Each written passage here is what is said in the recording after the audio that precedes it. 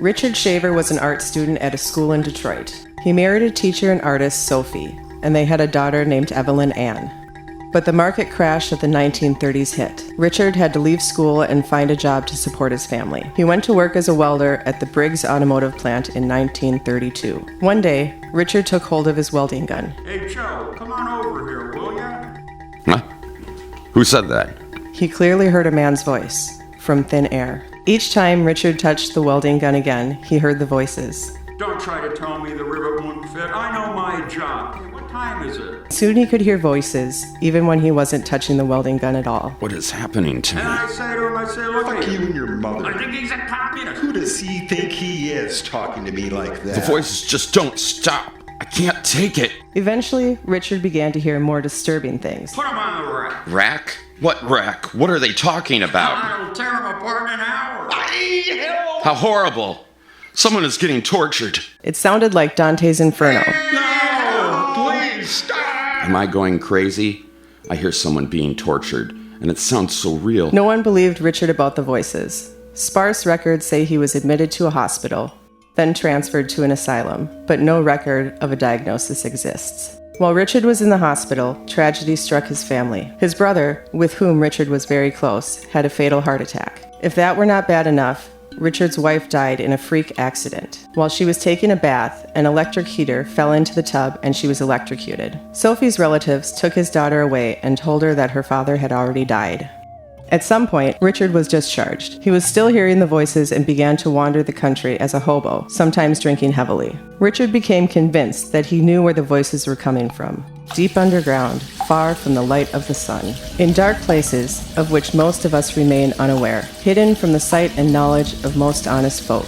They live in deepest caves and tunnels, the ancient and evil Darrow. Richard Shaver discovered there are two races that live secretly underground. The Darrow, who love to inflict pain, and the Tarot, a less numerous but benevolent underground race. While he lived in the caves with his tarot lover, Nydia, Richard was taught about these wonderful technological marvels. Devices like the Telog, a device that can broadcast sound and images from anywhere to anywhere. The Telog can be used to spy on people's thoughts or make them hear voices. In the underground cities of the Darrow, one can find human meat for sale in the shops. Shaver's 10-year ordeal with the Michigan State Hospital system drove him deeper within himself. Instead of silencing the voices, his incarceration gave him the key to their origin, their purpose, and his mission to expose the vast subterranean conspiracy that spanned centuries. In October of 1943, a fan letter arrived at the offices of Ziff Davis from a Pennsylvania defense plant worker named Richard Shaver. For starters, he was a writer trying to break into the pulps, but it wasn't fame or glory that drove him to write. He had a mission. He had secret information, important information of a threat to humanity far more devastating than Hitler or Tojo.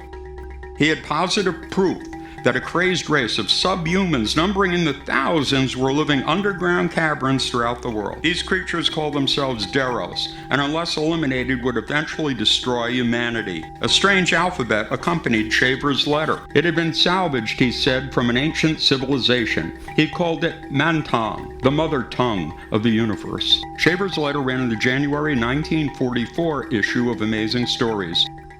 Reader response was overwhelming. Thousands of letters that, when stacked on the floor in the office of Ziff Davis, formed a pile 4 feet high. It surprised everyone at the office, including Ray Palmer. All at once, he knew this was the next big wave in science fiction. Ray Palmer became the alpha dog of pulp editors. Every Friday afternoon at the Ziff Davis offices in Chicago, Palmer would personally dole out checks to his writers. Why in person? It was Palmer's way of proving that, physically handicapped or not, he was the big man, the guy in charge. Cross him in any way or deny him the proper homage, and your income stopped, sometimes briefly, sometimes for good. Ray Palmer was very short, only 4 feet 8 inches tall. He was also hunchbacked and pigeon-chested. But with his strong will and keen mind, Ray made his deformity invisible to those that mattered. At the tender age of 7, Palmer had met his destiny in the worldly guise of a beer truck. While playing in the street near the truck, the boy's leg became lodged in the wooden spokes of its rear wheel. As the truck began to move, it took young Ray with it. The distraught driver offered to drive the injured boy to the nearest hospital, but Ray's father declined the offer. An x-ray would have revealed a fractured spine, but no x-ray was taken and no doctor consulted. Instead, his father laid him out in the family dining room.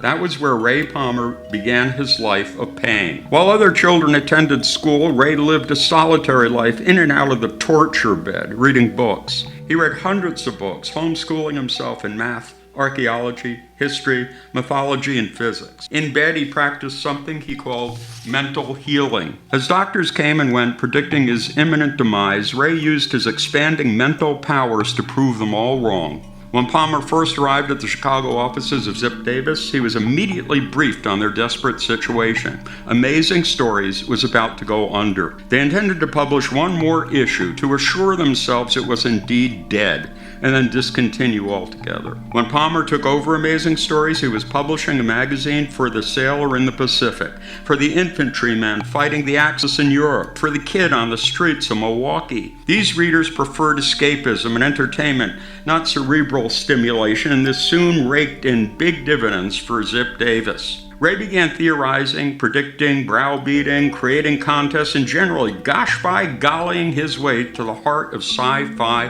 fandom. From Pearl Harbor to VJ Day, Palmer engaged the enemy head-on from Zip Davis headquarters. Even Ray's non-war issues looked like war issues. Battleships, super tanks, atomic machine guns, and spaceships attacking Earth's armed forces appeared on cover after cover. This was Palmer's world. He had saved Amazing Stories from the brink of ruin and turned it into a bestseller. Through judicious cultivation of contract writers, he emerged as one of the top pulp editors of his day, and he was determined to keep his circulation in the lofty six figures. Ray Palmer discovered Richard Shaver in 1943, less than 6 months after Shaver's release from the Ionia State Hospital for the criminally insane. Palmer transformed Shaver's stories of a subterranean world of evil Deros into a metaphor for the evil that gripped a war-torn surface world. Palmer accepted Shaver's information as if he believed it, and for that he was considered a hoaxer and a charlatan. It was all about circulation, it was all about hidden truths. A mystic by nature, Palmer was drawn to Shaver's worldview. He took the parts in Shaver's stories that fascinated him and worked them into his own personal vision of that universe. In this way, it was Ray who was the father of the Shaver mystery, not Shaver. Instead of coaching Shaver to rewrite his own manuscripts as he did with other new writers, Palmer rewrote it himself. This would not only get into print sooner, but also allowed him to mold Shaver's material to his liking. Then Palmer bought all the rights to Shaver's stories. At first, this presented no problem. Shaver was ecstatic that an editor actually saw value in his work. But when the Shaver mystery quickly turned into a national sensation, he began to have second doubts. He told Ray he was unsettled about selling all rights, but since they were so heavily rewritten, he wasn't sure how to approach the issue.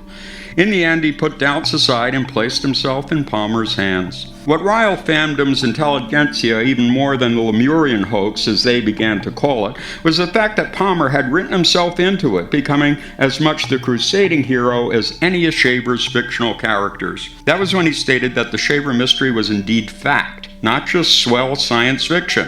This created a controversy that stirred up the fan base and sent amazing circulation through the roof. Emboldened by the overwhelming response to Shaver's stories, Ray upped the ante by declaring that he, too, had memories of a strange and distant past and implored fellow Lemurians to rally round the flag. Again, Palmer encouraged readers who heard voices to share their experiences. Palmer was asking for trouble, and he got it in spades. By this time, William B. Ziff of Ziff Davis Publishing began to change his mind about Ray's new wave in science fiction. Back in his suite at the Chatham Hotel, Ziff was fretting over a letter signed by enough associates and lawyers that it carried enough clout to make him wonder if Palmer might not be treading on thin ice. Not only had the Shaver mystery become a national controversy, it was indelibly linked to the Ziff Davis brand. Finally, Davis agreed with Ziff that the hyperbole surrounding the Shaver mystery should go. He met with Palmer, telling him it was fine to publish Shaver yarns as long as he promoted them only as fiction. Palmer's problem with this new directive was that hidden truth had been the whole selling point of his promotion. It was the wellspring of his magic. Without the mystery's fact, reader curiosity would plummet, and Ray knew it. How to comply with this new order and not look like he was recanting or caving into critics was the challenge. And so it was that Ray devised a strategy to solve the Shaver mystery while making it appear as if it was the plan all along. As much as he hated to do it, it would mean eviscerating the mystery.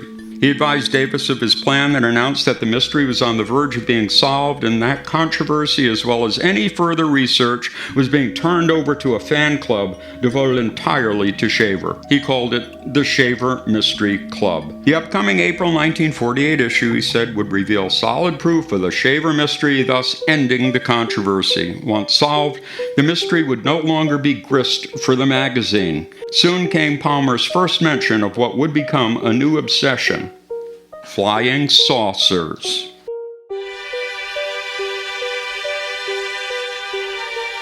Even in the best times, Richard Shaver lived on a shoestring. While writing for Palmer's magazine, Shaver was living on $100 to $200 a month. Since he lived in low-rent rural areas and spent little on clothes, transportation, and pleasures, he managed to exist. I'm always aghast at people asking Palmer for details about me, as he never got anything quite straight in this regard since I knew him. I have, for instance, no time for the occult viewpoint, spiritualism, and so forth. The whole slant of everything I had to say was switched from the factual to the misty umbrella of spiritualism and reincarnation. Utter hokum to me. Deros and Teros and Shaver's alphabet are real.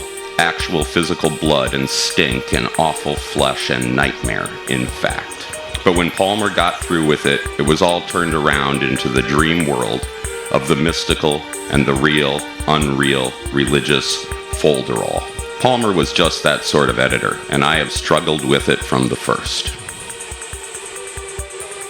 Why are you fascinated with the Shaver mystery? Because it's anchored in so many mythic things that go way before Homer. And there's more ancient civilization. You go to Timbuktu and you go back to fucking Atlantis, and before Atlantis you go to Lemuria, and you know that hundreds of thousand years before Lemuria there was something else. And it's all going to change in the same silly redundancy from which we can get all these fabulous mythologies and stories by remembering. And what I like about it, that which we cannot remember, what we bring into a new set of logic and belief. So there's always a flying saucer, and there's always Lemurians, and thank God there's always idiots